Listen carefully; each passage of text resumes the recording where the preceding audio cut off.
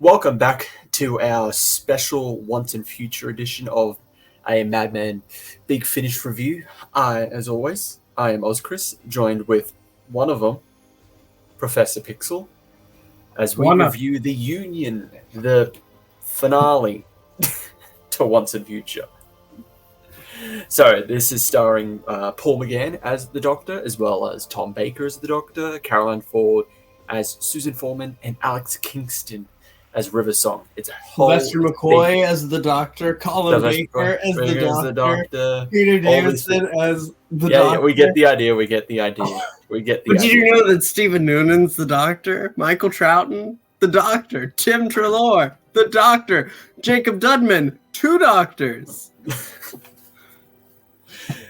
Yeah, this David Tennant, the Doctor. This is a very, Christopher Eccleston, nowhere to be found. Nowhere to be found. Do not want to be in this. But this is a very big family affair as we finally get answers to this whole degeneration plot. The very little that we have gotten throughout this entire Once and Future story. So, what were your thoughts on the Union? And I will preface it before. We're going to be spoiling a lot. So, there we go. Spoiler warning there. Go ahead. Yeah. I like to say I like being right about 2 things. 1, first off, spoilers. We had a story, Two's Company, featuring the Two. The Collective is a character that's very interesting. We enjoy them. That is not their name anymore, though. They are the Union. I called that. 2, before I came up with my crackpot hoping for some way that it's not de-regeneration to explain the future faces. Before that, I said that it's probably not 8 who's degenerating, and I was right about that as well. But the story itself, you were half wrong on what you thought it was going to be. No. I didn't say about Jacob Dudman. I'm not talking about that. I'm talking about you thought it was going to be 11. That's the one that's degenerating. I was hoping that it was 11, but no, it's not. Before that, I said that I'm pretty sure it was the War Doctor. Before that, I did say that. We could go back, but this story is actually it's pretty good. It is the best of Once and Future. Yeah, I just wish we didn't waste our time with, like 4 of the other releases. Yeah, that's the thing. I really enjoyed this. The cast in it are great. It's just the problem is we have had so little to do with the actual plot that they had to cram it all into this because we're getting the answers. We're kind of getting the solution. We're getting the weird thing is there's a lot of meanings behind Union, the Union. There's the antagonist, their union of themselves. They're now just one mind instead of just the regenerative dissonance still existing with them. They're suppressing it, so all their past selves just aren't there. And then at the end, the union of the Doctors. They're all united together. The problem is, I don't feel like there was a progression with that. Because the whole point is that the Doctor is fighting through his past selves and then later on future selves to stabilize himself. And then at the end, it just reaches this conclusion. We're the Doctor. We're always united. Even the one that doesn't call himself the Doctor. But we're all united. So I felt like if there was actually expanded on, it would have worked much better in this. I still like it. It's a great scene. Yeah. But because of how little the plot was progressing in Once and Future, they really needed to. This felt like if Scott Snyder wrote this. He just kind of forgot that. Oh yeah, the plot. I'm supposed to remember what the plot is, and I have to end it, and then throw it all into the last part. They brush over the conclusion. Oh, I'm able to take this energy and have fun with it. Because that's why the thing. They don't even actually really Like the Explain story is done. But what about the degeneration? Is the implication that now that he's back to the incarnation that got hit by the degeneration weapon, it's just done now?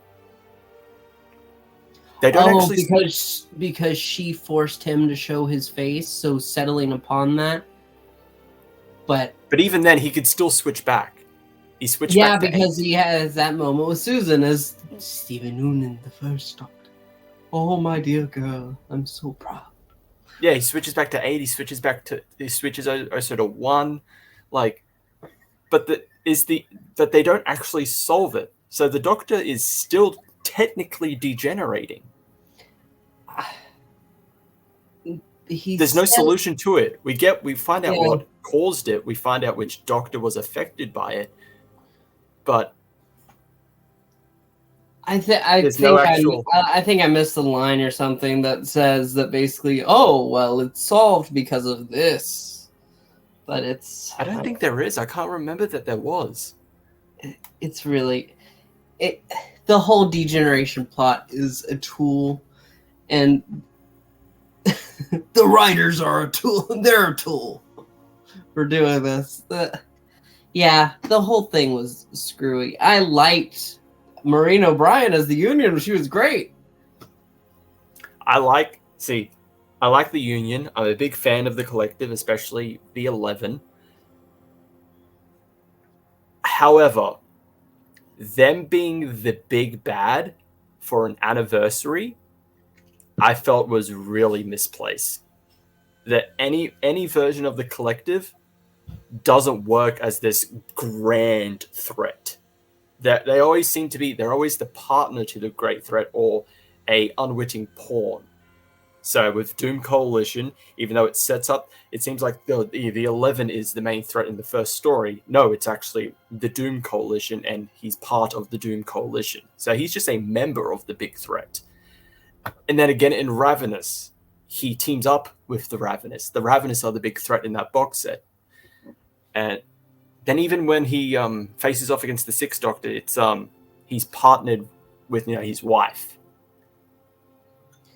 Yeah. The Collective, I don't think works as a big anniversary, a big threat for an anniversary. That's my thing. They're good as an antagonist, but as like this big anniversary like antagonist, I don't think it just works as well. And it's such a waste of a concept. Such a waste, really. That's the big thing. The idea of degeneration isn't new. It's been in fan fiction since probably the 80s. So the fact that they're going to go ahead and use it for a story, for like as a major plot point, okay, then do that.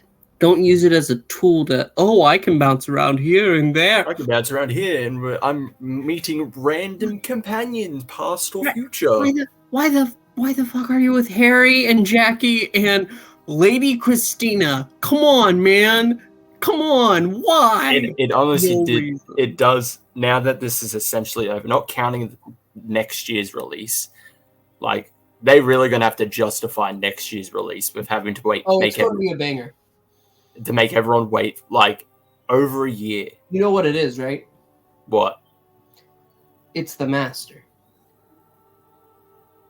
Nothing to do with the Doctor. The Master was also... What's the point?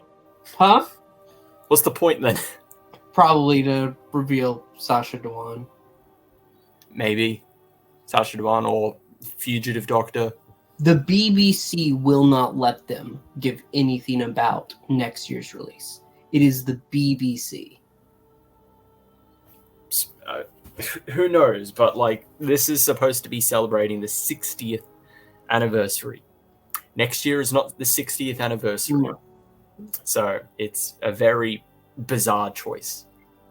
But I was just saying, this really does. It is the epitome of dartboard. They just like, let's just throw some darts and just write a story. At least this one didn't feel like it. This one didn't feel like a dartboard. This one felt natural.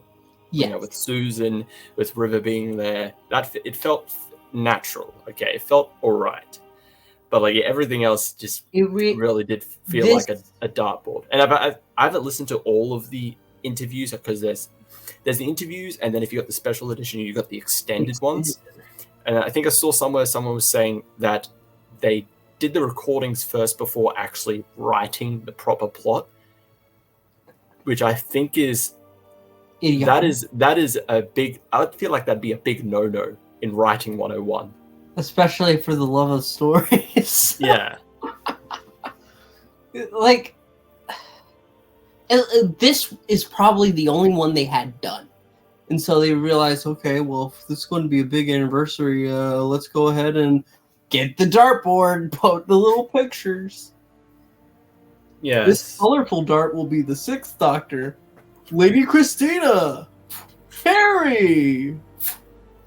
Oh, old Harry, because it fell to the ground. Oh, no. And then Jackie. It'll be a delight. No, but it's funny how Two's Company has. I know I'm making fun because the choice is ridiculous of the companions of that. It's funny how it's honestly the most important one to the entire Union box set. Yeah, because the 2 gets kidnapped after by themselves in the future. So that's what I was going to say before. It's funny that you say, "Oh well, they're always like the sidekick to the main threat." They made themselves their own sidekick. Yeah. Such a delight. But even then, why? Why is the 2 there as a henchman?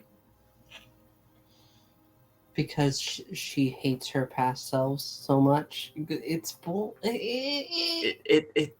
There's no reasoning.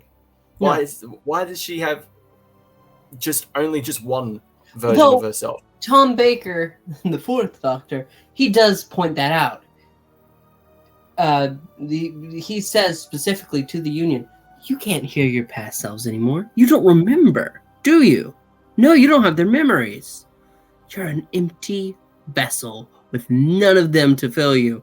And that's pretty much leading into we're the Doctor. No matter what, we're all together. The Union is not the collective all together. We're all agreeing. We're all on the same page. It's one finally being able to erase the rest. Not erase, but keep them back and be. I'm the Union of them. No, you're a bitch. No offense, Marina Brett. You're great. Your character, though. But I will say I do love the Doctor and Susan stuff. It's great. I feel like this. I've seen a few people talk about this. This is their way of including Susan in the 60th anniversary in some capacity, and have her reunite with the Doctor. I think it's nice. Her meeting even more versions that she hasn't met before. So like 10, 11, 12. Having like one last goodbye with the first Doctor. It's sweet. I loved it. Stuff with River is great. I was a bit skeptical about like 4 having another go again, even though he's the one that started it. But I was fine with the back and forth. One. He's so good. I love the back and forth between 8 and 4. Again, second Doctor had nothing in this entire event. At least 3 and 1 got something to do before the main Doctors of those stories took over. I blame Christopher. 2 really had nothing to do with this, which is unfortunate. But then again, given one of their past anniversary stories, Light at the End, 1, 2, and 3 were minor characters in that story. It's mainly 4 to 8. But in here, 1 and 3 actually, they get some time to shine before the main. Before 10 and 6 take over, yeah. Yeah. And then my boy Michael Troughton, he's doing such a good job. Why? Why won't you give him the time of day? Why won't you give him some time to shine in the story? He gets a couple good lines. That's not enough. I will say though, I'm a bit half and half on the weird revisioning of like the Doctor's perception on the War Doctor.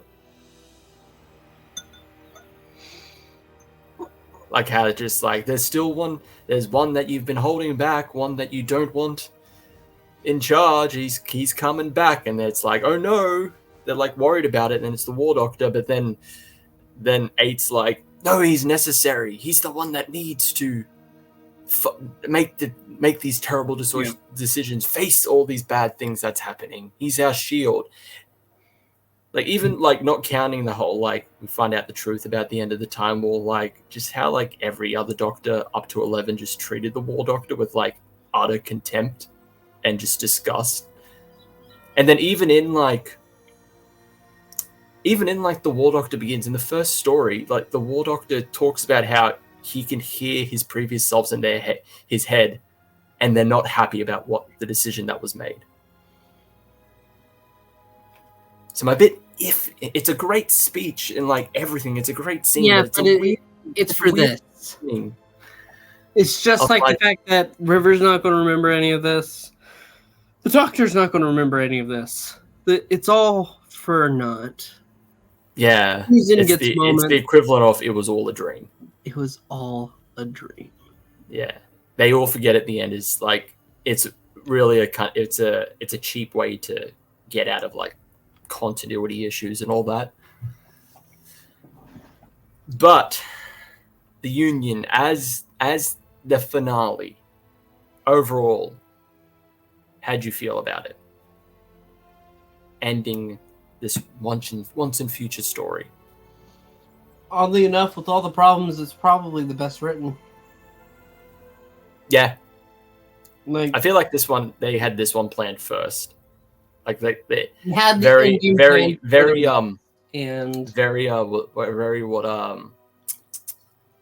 David Lynch has the ending planned and just has to working up to it.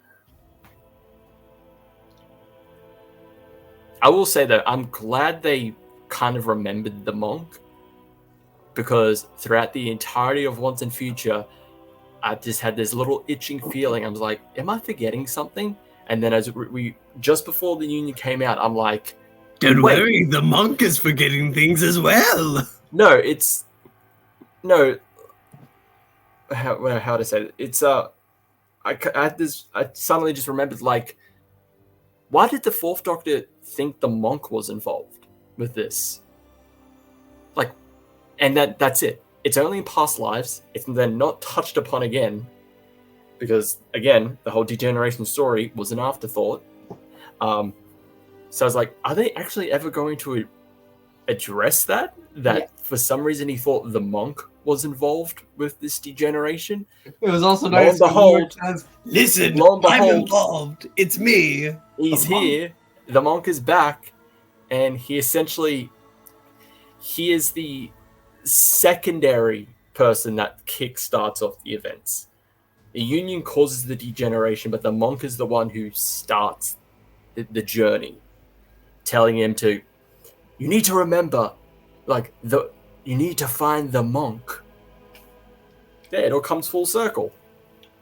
I'm helping my past self and helping him out the long way around. Ah!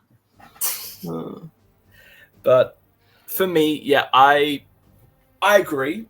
This is definitely one of the better stories.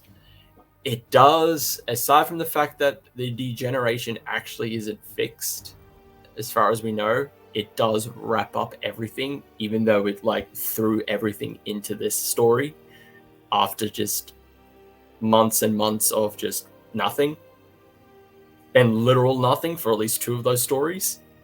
I think it is, as the finale, it's solid. I enjoyed it. It's a good story. For Once and Future, the entirety of Once and Future has been very mixed. the story itself is just mediocre. Stories by themselves have been good to like fantastic, at least for me. Don't get me started on the Time Lord Immemorial. Don't do it. Don't do it, because that one is even this story is messy. That's the key thing. It's messy. So it's like they went ahead and wrote, okay, this is going to be the finale, which means he's going to have to, oh, well, where's the doctor? That's all they wanted. They wanted that scene. And then that's it. The rest they had to figure out. So they had to throw the Time Lord Immemorial. Oh, this sounds like a cool concept. What are we going to do with it? I don't know. Hey, do you have an idea? Well, let me finish writing the good story, Two's Company, and then let's see what I can come up with. I do feel like a lot of the writers were just... They had their own just ideas. It just... Someone else decided, hey, you have to include this in Once and Future. And they're like, okay, how's this gonna work? Because I feel like, I feel like their main objective with Once and Future is just like, let's have a fun mix-up. Let's have a mix-up of classic and New Who, or like different versions of New Who meeting each other, or like New Who with our Big Finish exclusive stuff. Like, they just wanted to have fun, which is fine. But you also have to remember that there needs to be a plot that needs to be consistent, and it isn't. You had a interesting enough setup with Past Lives. The cracks begin to show from the second story onwards, where you have a really out of place story that should have been in the middle. Then you have the third story, which just decides, let's forget it. Let's just do something else. In our big anniversary story, let's just do something else. It has nothing to do with it. Then you get slightly back on track, and then you start to get more on track. Then you take another detour. Right near the end, you take another detour. But don't worry, they mentioned the sands. So? If you're going to do in the end, nothing really matters, then why not just do a story that's like every Doctor in the Time Lord? Just call it like call it like Shell Shock, and it's this little place, this sliver of time in which all Doctors are suddenly thrown into, and they all have to fight in the Time. That sounds interesting. That sounds like something you can play with. But no, you just wanted to throw him around. Why is he going everywhere? He's just... It's a mess. And considering that it isn't until Two's Company that he actually gets leads.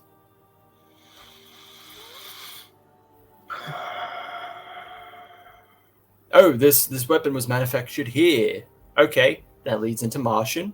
It's like, okay, it has to do with the Union and these sands, which barely factors into Time Lord Immemorial. But at the start of it, it's like, oh, I need to find the monk. Okay, turns out monk doesn't know because he's a younger monk. Hey, I don't know what the hell you're talking about. What if you go find your daughter? Okay, that doesn't lead to anything. Maybe your daughter can help. Why? It doesn't at all. Well, no, actually she does. So she helps in that story, in The Artist at the End of Time. She helps stabilize the Doctor. So does a lot of things. No, only her and Susan. They both have that because they are family. Biological. Even in like their own individual stories, the Doctor stabilizes. We don't need to address that. They're fucking around and we're finding out. That's all. It's a mess. So, the Union, how would you rate it? I rated the last story really, really badly. You gave it like a 4, didn't you? Or It a was 5? so bad, man. So bad. And I'm usually like, when I listen to the Ninth Doctor adventures, I'm like, this is fine. Like, it's just him. Yes, it's Christopher Eccleston getting a paycheck. We're having fun with it. It's just him on more adventures. That's a very like limited thing in comparison to the other Doctors. But here in an anniversary special, his first actual, okay, yeah, I'll do this, and he. Okay. This is about the Union. I Yeah, I was need about to to know. say, but we're not reviewing Time Lord Immortal again. This is the Never Union. again. So, the Union itself is a very good. I think it's a very decent, like, little anniversary thing.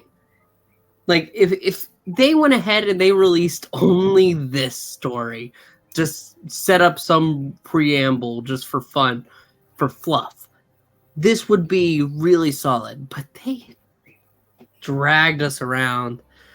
I think this story might be a 7.5 in its own right. Like, this is serviceable and good in many little ways. It has problems, but I can shrug off the problems because there are things so good about it.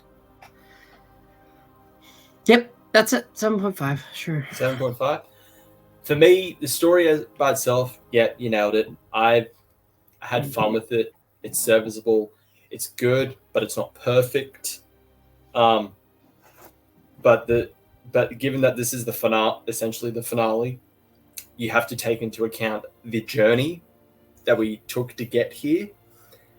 So the story by itself, I'd give it a 7. I'd also give it a 7.5. For Once and Future,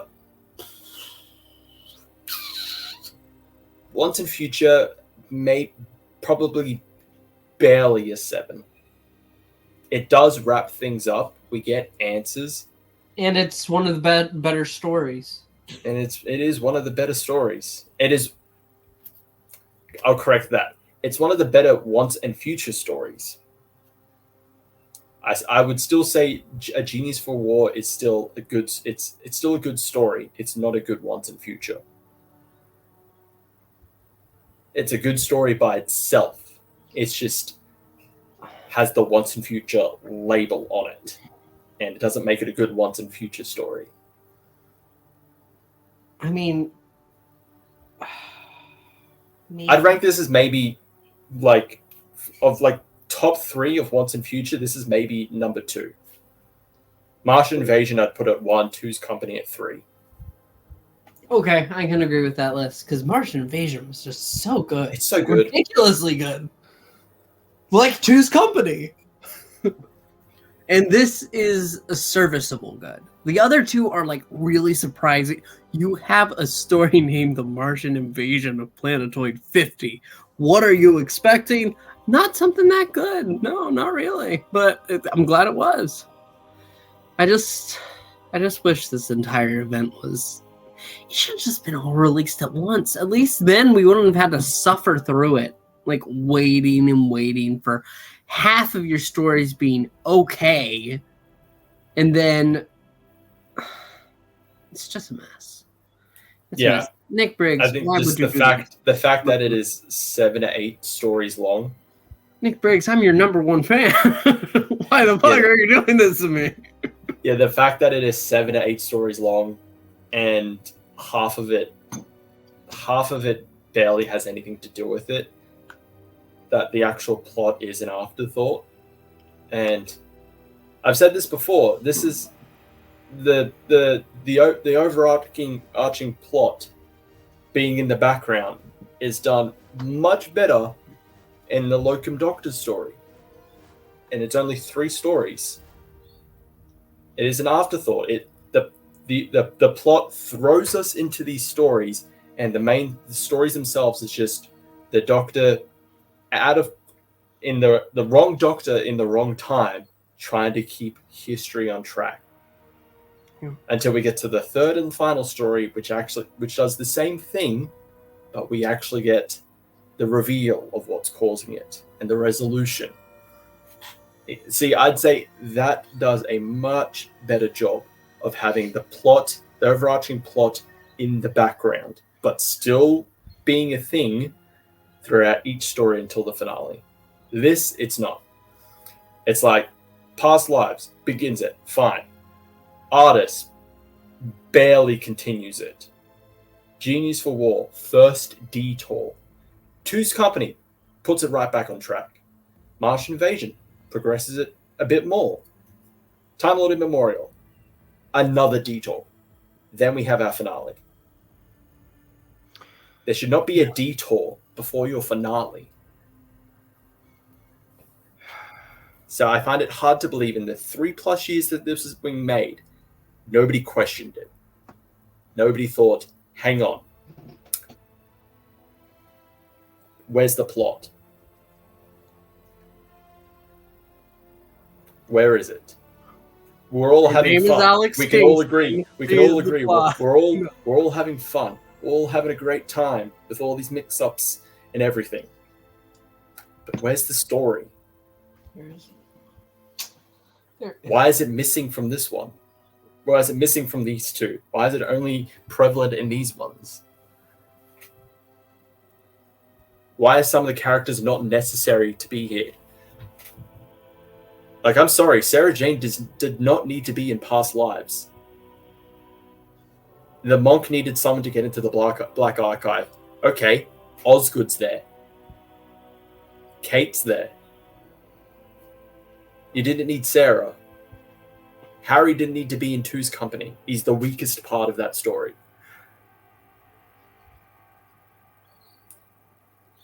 They all should have had Nardole as the main companion. If Nardole was the companion throughout the entire thing. Throughout the entire thing.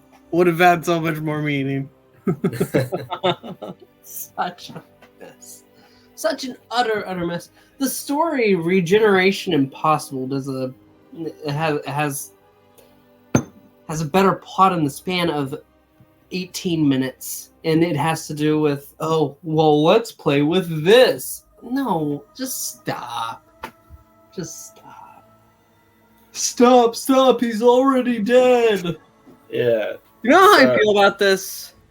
How do you feel? I feel like... Doctor Who, you utter bastard!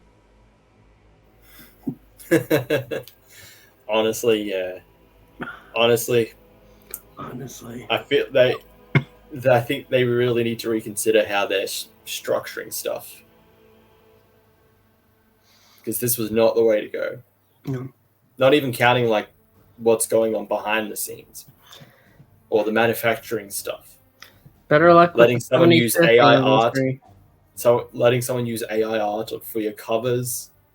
The whole case debacle with the special editions.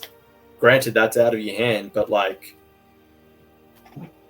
this has been in 3+ years in the making. And I did see, I will recommend the channel, I think Pertwee Smith, I think the channel is called. They did a great video on the day of this, we're recording this, about Big Finish physical media. What will happen? Because they're increasing prices, and it seems like they're more focused on quantity over quality. And would you prefer physical media, or you prefer if they went download only to save costs? I recommend people watch that video. It's a really good video by that channel. I don't even know if I feel like... See, I don't feel... Like, with this story, we have that problem. And with certain doctors, we have that problem. But I don't feel that's the overall problem with Big Finish. No. Because what? The first Doctor, Stephen Noonan, he has steady box sets coming. 8th Doctor, he has new box sets coming that are very intriguing. They're very exciting. He has he has a lot, but they're at least spread out. Yeah. Yeah, and then it'll have 2 box sets come out maybe the same month or a month after each other. Then there's a bit of a break. Then there's a time war, and then he's only getting 2 more box sets end of this year, next month, December. 4 and 9 have a quantity issue because Yes. 9 needs a paycheck, and Tom Baker is They recorded a something. lot. Yeah. So that's where the issues arise. 3, he's doing great. 2's doing great. And Two. the old classic doctors are honestly doing the best. Isn't it fun?